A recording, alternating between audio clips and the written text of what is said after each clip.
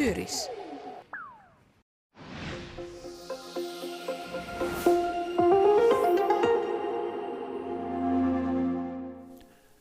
Já, komið sæl. Það hefur verið skýjað mest á landinu í dag og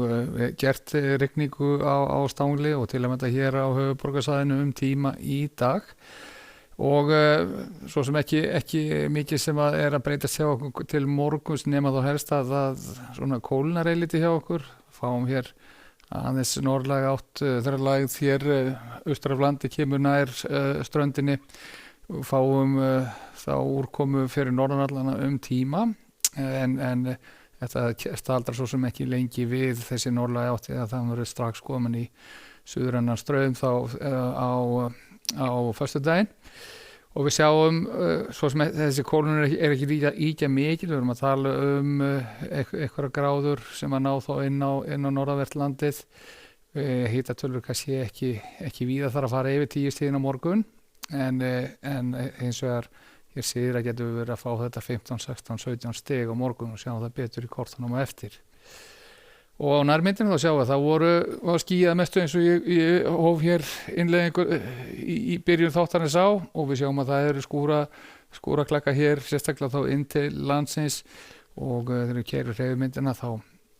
verður vindátt svona meira afgerandi norðlæg þegar líður á kvöldið og nóttina og það ekki mikil vindstyrkur í þessu þó og þessi skil sem að koma hér inn á norðurströndun svona tiltölulega veikluleg þannig að það ekki mikla úrkoma að finna í þessu heldur og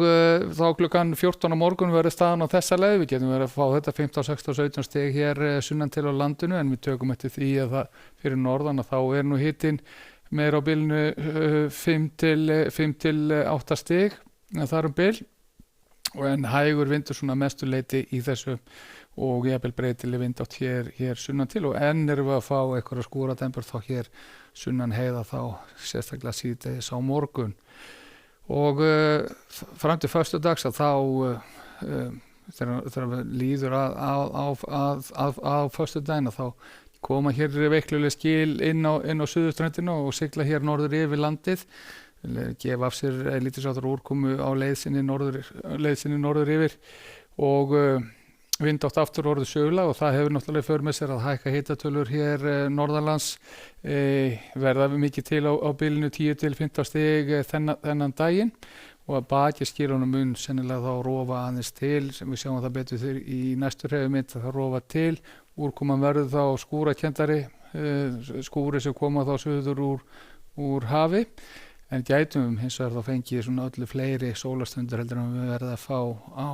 undanförnum dögum en alltaf ykkur úrkomu í þessu hér á hádegi á laugardag þá sjá að það getur ringt á köflum hér sunnan til á landinu en betri líku til þess að fá þá sól og þurrk fyrir norðan. Og á sunnudaginn þá allar nýlagð að koma hér upp að landi og leita hér til vesturs yfir landið og við fáum þá allan tíma einhverjar úrkomu í flestum ef ekki öllum landslutum. En út í heimi þá svo sem það ekki mikið sólskýrstundir heldur í Evrópu eins og við sjáum hér að í vesturhlutanum og norðurhlutanum að þá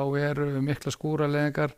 þar á ferð og þrumuveður nokkuð víða. Skána nú aðeins ástandið þegar við komum hér austar í álfuna og til að mynda á svona megninu til á Balkanska og Ítalíu og svo fyrir að koma aftur hér til Spánar og Portugal og þá eru fínasta veður þar og slóðir og hitatölur svona allana vel í flestu tilfellum vel yfir 20 stigum ef ekki yfir 30. Á Kanaríeyjum síðan enn eitt svona hefðbundin dagur getur við sagt hitatölur þetta 23 og jafn getur verið að slaga